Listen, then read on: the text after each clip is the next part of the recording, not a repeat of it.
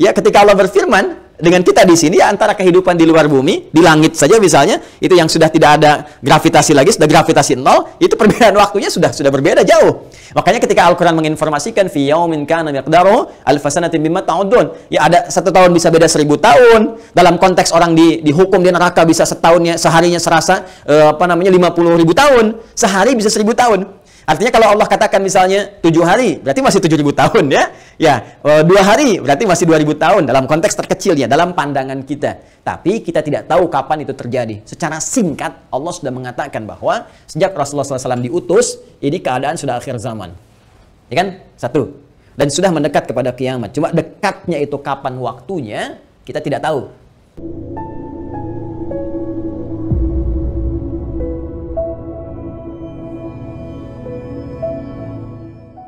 Ingin sepakati dulu bahwa sebetulnya kalau kita bicara akhir zaman dengan diutusnya Rasulullah SAW, maka itulah sudah masuk dalam ruangnya akhir zaman itu.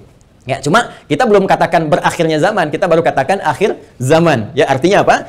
Kita berada di penghujung kehidupan dunia, ya, dan akan dekat ke akhir kehidupannya, artinya selesai di dunia ini karena dengan risalah selesai, maka tinggal umat menjalani sampai batas yang Allah tentukan. Ya, batas waktu yang telah Allah tetapkan, kalau menunjuk kepada waktu spesifiknya, detiknya, menitnya, sampai jamnya, disebut dengan sa'ah namanya, as-sa'ah.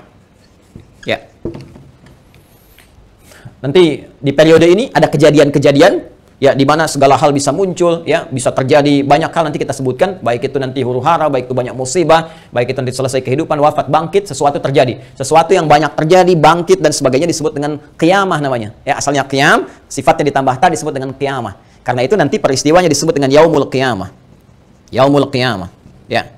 Nanti ada surah Al-Qiyamah, surah ke-75, gitu kan? La uqsimu biyaumil qiyamah. Ini peristiwanya. Tapi kalau kita ingin menunjuk kepada waktunya spesifik, ya, berakhir nih waktunya, selesai sehingga terjadi kiamat yang dimaksudkan. Kita serap ke dalam bahasa Indonesia menjadi kiamat.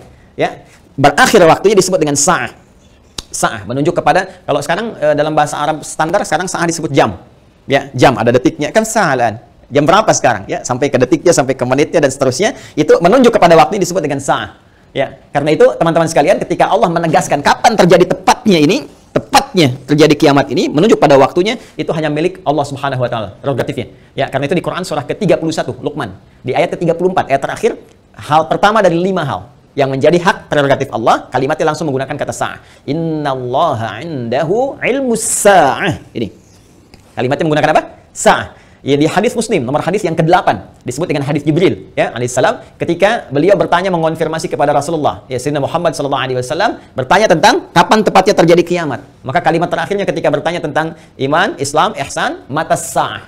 Mata sa'ah, kapan tepatnya terjadi kiamat? Nabi menjawab, mal mas'ulu anha bi'alama minas sa'il. Kenapa penting saya sebutkan ini?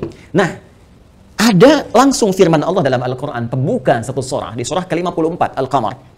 Ya, Al-Qamar. Dalam pandangan Allah, Allah menyebutkan bahwa ketika Rasulullah diutus sebagai Rasul di akhir zaman, artinya zaman ini terakhir dalam kehidupan, nggak ada nanti umat yang baru lagi, nggak ada Rasul diutus lagi dan sebagainya, itu sudah Allah mendeklarasikan satu pembuka kalimat dalam firman yang sangat singkat tapi tajam sekali. Iqtarabatis sa'ah. Iqtarabatis sa'atu wansyaqqal qamar. Quran surah ke-54 ayat yang pertama. Jadi Allah sudah menyampaikan sejak Nabi SAW diutus, kurang lebih 15 abad yang lalu, kan? Allah menyampaikan iqtarabatis sa'ah. Ya, masa itu sudah dekat. Ya, jadi sejak diutusnya Nabi, Allah sudah mendeklarasikan, sudah menyampaikan, ya, menginformasikan pada seluruh hambanya bahwa ini kejadian ini sudah dekat. Ya, dengan diutusnya Rasulullah bahwa zamannya akan berakhir. Cuma dekatnya dalam konteks firman Allah dengan pandangan kita tentu sangat berbeda. Ya, karena dimensinya tidak serupa, sifat-sifatnya jauh berbeda, kan? Maka demikian pula memahami firman Allah tidak menggunakan pendekatan akal manusia. Jangan kita katakan dekat dengan ukuran kita, tidak. Lihat ukuran Allah. Ya, di mana ukuran Allah? Lihat surah Al-Ma'arij misalnya, ayat yang ke-6. Innahum yarawnahu ba'ida wa narahu qariba. Ya, mereka melihatnya masih panjang, kami melihatnya dekat. Kenapa? Karena ukuran waktu di sisi Allah, ya, itu sudah nggak pakai ukuran standar manusia lagi. Beda dimensinya. Ya, kita keluar dari wilayah kita di Indonesia dengan Malaysia sudah beda 1 jam. Ya, kita bisa ke Amerika, ke Kanada, itu sudah beda terbalik. Bisa di sini siang sana malam. Ya, baik. Jadi apalagi kita ukur dengan konteks kehidupan akhirat. Ya.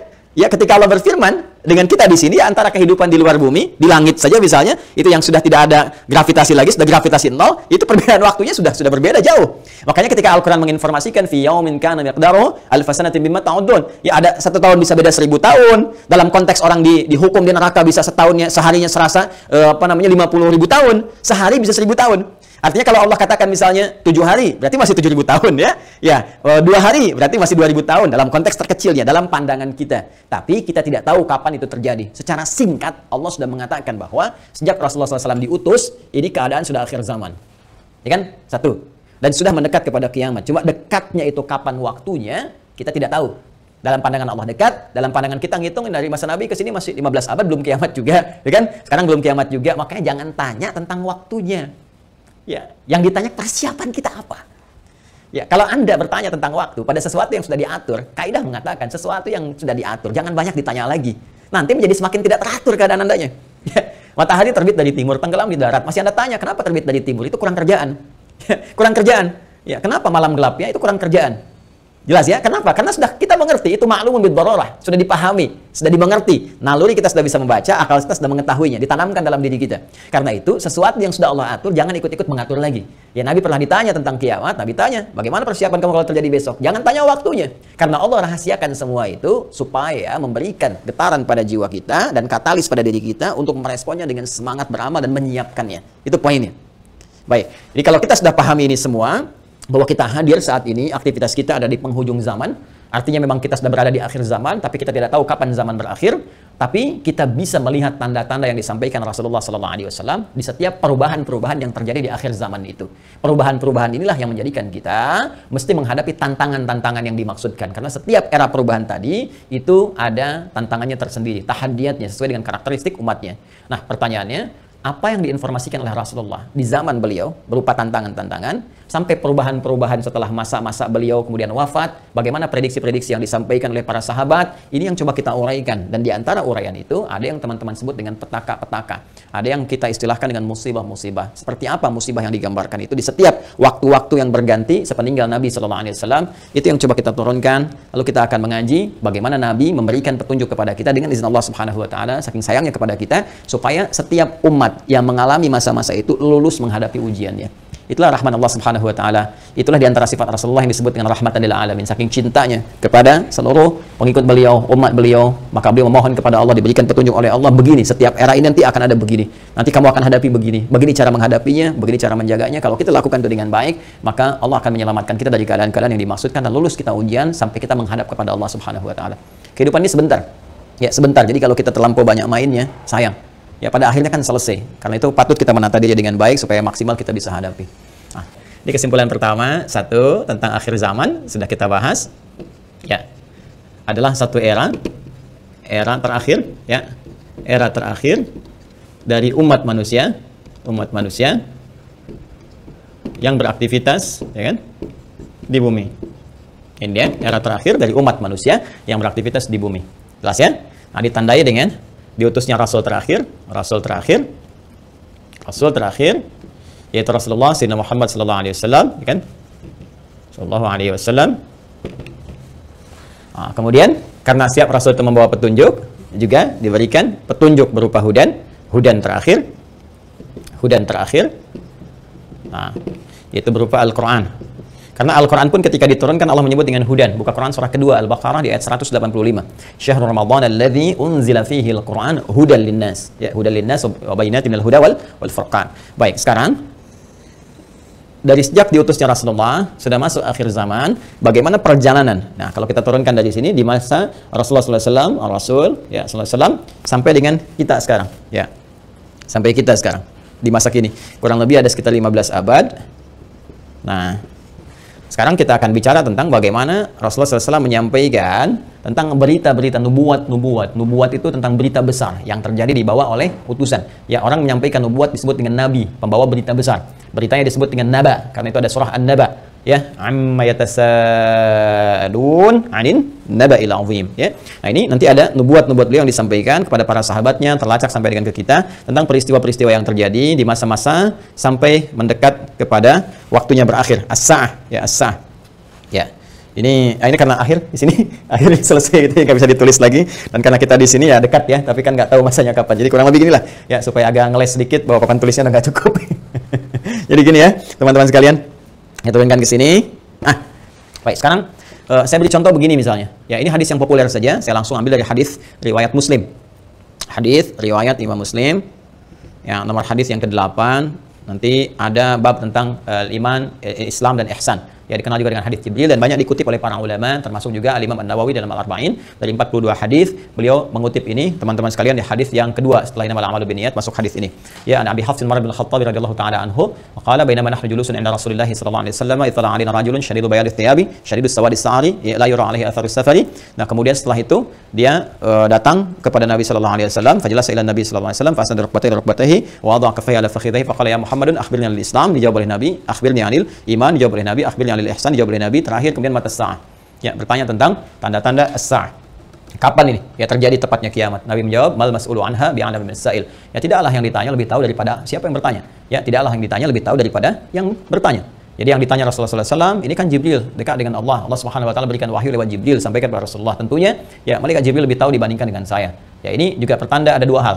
Pertama, pertanda ujian yang disampaikan malaikat kepada Nabi Muhammad supaya tidak mengarang sesuatu di luar apa yang Allah wahyukan kepadanya. Dan ini membenarkan risalah Nabi Muhammad SAW.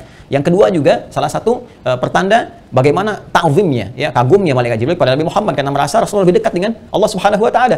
Bagaimana dipuji dalam Al-Quran, wa innaka la'ala khuluqin 'azim, dijamin surga sebelum wafatnya, inna a'tainakal kautsar. Ya, tentu ada pertanyaan dari malaikat, nih hamba luar biasa disayang Allah, dan hamba manusia yang sudah pada tingkat tersayang dari Allah itu melebihi malaikat. Karena itu ketika Adam alaihissalam ya diuji oleh Allah, diminta, ditanya ini apa, ya Al-Baqarah di ayat yang ke-31 itu wa 'allama Adam al-asma'a kullaha dan seterusnya sampai ayat 33, maka malaikat kan diminta sujud hormat. Di ayat 34-nya, wa idz qulna lil malaikati isjudu li Adam fasajadu, kan? Maka mereka diminta sujud hormat kepada Adam alaihissalam. Apalagi Nabi Muhammad sallallahu alaihi wasallam dengan segala puncak ketakwaan dan kedekatannya kepada Allah, maka mengkonfirmasi malaikat karena melihat bagaimana kedekatan Rasulullah dengan Allah Subhanahu wa taala. Tapi tetap Nabi dengan tawadhu mengatakan mal mas'ulu anha bi'alam minas sa'il. Ya, kemudian bertanya an amaratiha, maka akhbirni ya an amaratiha, maka sampaikan kepadaku, ya informasikan, maksudnya kepada malaikat Jibril ini supaya didengar oleh sahabat-sahabat yang lain dan disampaikan kemudian kepada generasi setelahnya sampai dengan ke kita. Ya, apa tanda-tandanya? Nah, ini tanda-tanda umum, teman-teman sekalian, yang mencakup kehidupan secara umum, baik itu dialami oleh ahli Quran ataupun bukan ahli Al-Quran. Jadi, ada masa-masa kehidupan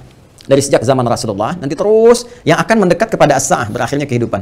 Apa diantaranya? Ini banyak hadisnya ya. Ini saya baru ambil salah satu, gitu kan? Salah satu. Maka dikatakan misalnya antali dalam turabbataha, bagaimana seorang pembantu melahirkan tuannya. Ya, di sini para ulama ada yang memahami sesuatu dunia menjadi terbalik. Ya, suatu dunia menjadi terbalik. Kalau kita lihat tekstual kan nggak mungkin, oh, pembantu kok lahiran tuan, kan? Nggak mungkin. Tapi ada yang mengartikan banyak hal. Ya, keadaan jadi terbalik. Ya, misalnya, mohon maaf ya, kan biasanya tuan yang mengatur pembantu, sekarang pembantu ngatur tuan. Ya, jadi nanti ditafsir dengan hadis-hadis lain, ketika yang benar disalahkan, yang salah dibenarkan. Kemudian pembantu melahirkan tuan, ada yang mengartikan dengan perzinahan, ya selingkuh antara pembantu dengan tuan, dengan majikannya dan sebagainya, atau majikan memanfaatkan tuan dan sebagainya. Ya, ada kalimat-kalimat seperti itu. Wa antaral khufata wa alata. Ya, kemudian Anda bisa melihat kata Nabi sallallahu alaihi wasallam bagaimana pada masa itu orang-orang Badui yang ya dari jauh dari pedesaan tiba-tiba mendapatkan sesuatu yang luar biasa sampai ya tatawaluna fil bunyan, lomba meninggikan bangunan.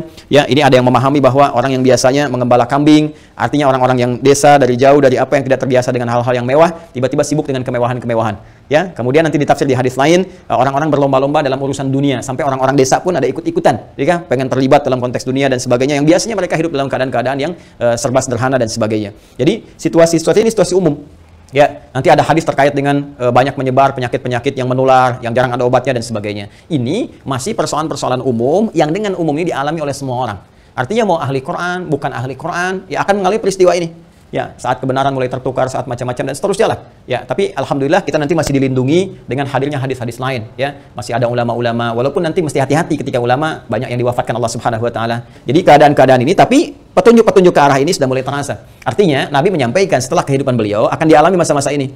Ya, jadi masa-masa ini sudah terjadi fitnah kubra dari masa tabi'in, ya, dari masa sahabat akhir-akhir ke tabi'in. Setelah itu kan ada juga peristiwa-peristiwa ini. Sampai juga di kita sekarang pun kita rasakan peristiwa itu. Tapi jangan disimpulkan berarti besok kiamat, Jumat lagi gitu ya. Jangan-jangan ngambil kesimpulan gitu juga. Ada variabel-variabel lain yang harus kita pahami, tapi kita mesti waspada. Ini berupa fitnah. Ini yang saya maksudkan.